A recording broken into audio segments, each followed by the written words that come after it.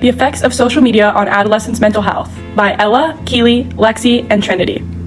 Our PICO question is, in adolescents aged 12 to 18, how does restricted social media use compare to unrestricted social media use in affecting mental health outcomes? Our population is adolescents aged 12 to 18, intervention is restricted social media use, and comparison is restricted versus unrestricted social media use, where the outcome is mental health effects. The databases we used to research were CINAHL Ultimate Research Database, EBSCOhost, and PubMed. Our original research included 621 results from the broad terms of adolescence, internet, and mental health.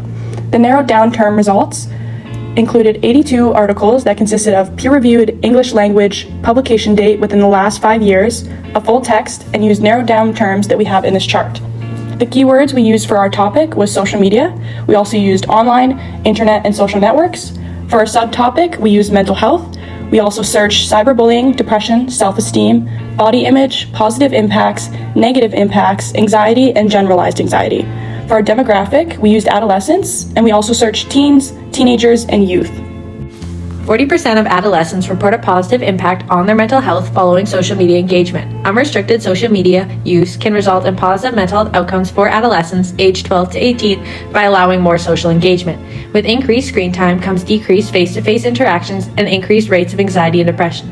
Adolescents are in a vulnerable mental state as they develop. Therefore, lack of personal face-to-face interactions can cause adverse mental health outcomes like anxiety. Social media can help cope with stress, but may also increase loneliness. Use of social media can either have positive or negative effects on adolescents' mental health outcomes, either by providing them with coping strategies, or they can also make them feel isolated and alone due to being behind a screen. Early action may help prevent mental health issues and self-harm in children.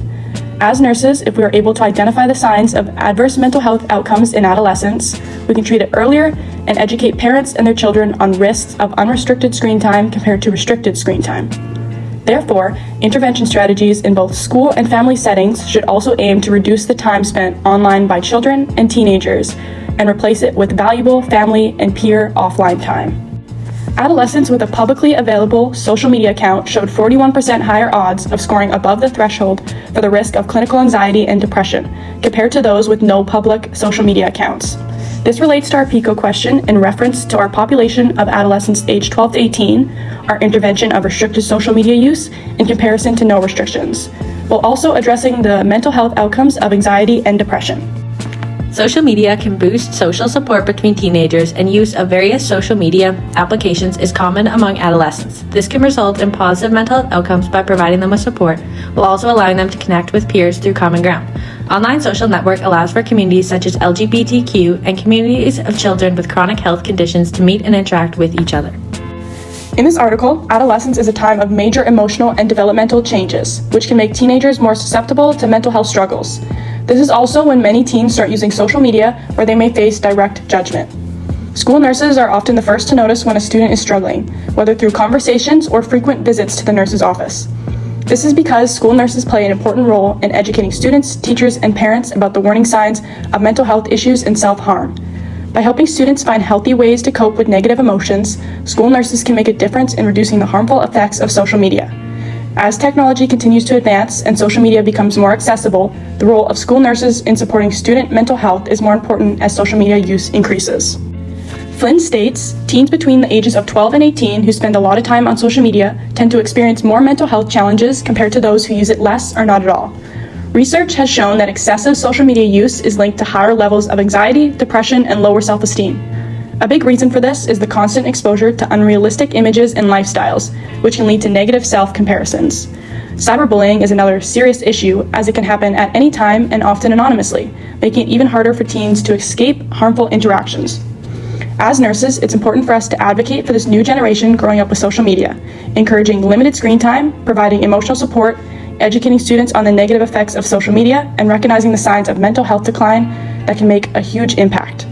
This article would fit under the synthesis level of the evidence-based research pyramid because it brings together and interprets findings from different studies to give a broader understanding of the topic, rather than conducting a new statistical analysis.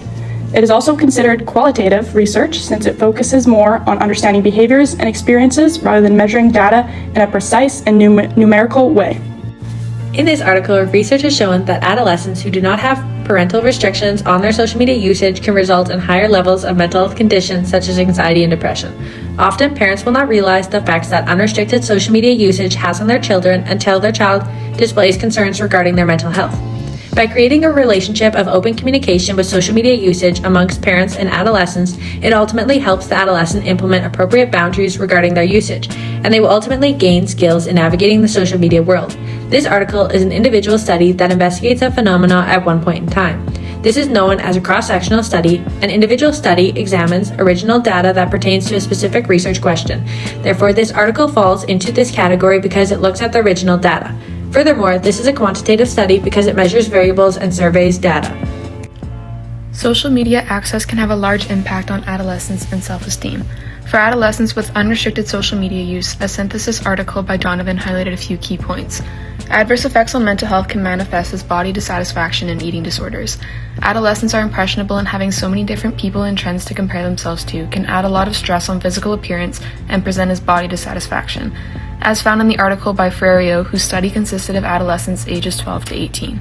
These effects have then also been proven to contribute to the development of eating disorders in adolescents, as seen in the Mosenpour article with participants ages 15 to 18.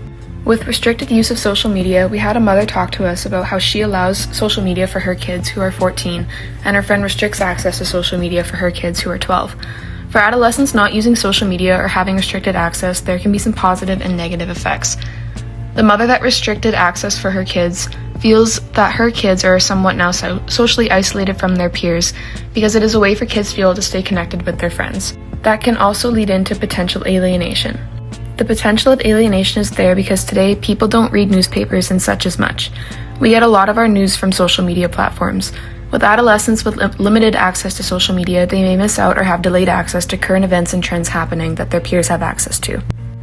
That being said, there were also positives that were talked about by this mother that comes with restricted access to social media, including, for some, less pressure on worrying about self-image and having other hobbies aside from screen time. The mother said, in a way, her kids feel less pressure from societal standards being evident on social media and adolescents being like sponges. Without that access at a younger age, those pressures can be put off for a little bit, which helps take away some of the impact social media has on self-esteem. This can be supported by a quote from Vogt and Young. Social media platforms such as Instagram welcome a tendency to share only the best moments in one's life, making it seem like life's perfect moments are the only ones occurring. When adolescents are subjected to unrealistic expectations, it can cause more pressure on their self-image, leading to specific mental health outcomes like lowered self-esteem from constantly comparing themselves to others. Effects of excessive screen time on neurodevelopment, learning, memory, mental health, and neurodegeneration. Scoping review. Though electronic media pose many benefits such as communication and entertainment, results of this study indicate that excessive screen time can have detrimental effects on cognition and development, particularly for children, adolescents, and young adults. Thus, many studies highlight the importance of parental monitoring and the potential benefits of screen time limitations. This is a quote from the discussion section of this article. It shows relevance to the question by including our population of adolescents aged 12 to 18, our intervention, which is restricted social media use, our comparison of unrestricted social media use, and our outcome of adverse mental health. This article uses the modified 5 stages of the scoping review method created by Alice et al. Based on the relationships between smartphone use and certain mental health outcomes, articles were able to be found that helped narrow down the original hypothesis. To ensure that articles found were in relation to their topic, they had eligibility criteria for what articles they could include into their research. Specifically, articles had to be focused on developed countries, published in the English language, and was conducted through a time span from January 1999 to July 2019. Particular research questions were made to reflect the article findings. A 2-part study selection process was conducted in order to narrow the articles down to their specific topic. Data found from a total of 44 eligible articles was charted to organize key findings and information. The conclusion section shows that through the majority of studies evaluated, there are detrimental effects of excessive screen time on not only mental health, but also neurodevelopment, learning, memory, and risks of early neurodegeneration. In regards to our topic question, Table 5 shows chart findings of articles that addresses the investigation between screen time and mental health. Although there are 13 articles within this section, 8 of these pertain to adolescents and their mental health in regards to excessive screen time. The main theme shown is that without adequate limitations and/or regulations, there may be negative outcomes in self-esteem, life satisfaction, emotional regulation, self-control, and a higher susceptibility to other mental illnesses. The second research fits best into the syntheses as it provides integrative reviews into a portion of different articles on given research questions. In conclusion, social media may affect adolescents' mental health negatively by resulting in a multitude of adverse mental health outcomes. Research found within the 6 referenced articles that adolescents aged 12 to 18 are at a higher risk for developing mental illness if they have unrestricted access to social media compared to adolescents aged 12 to 18 with restricted social media use. Thank you for watching.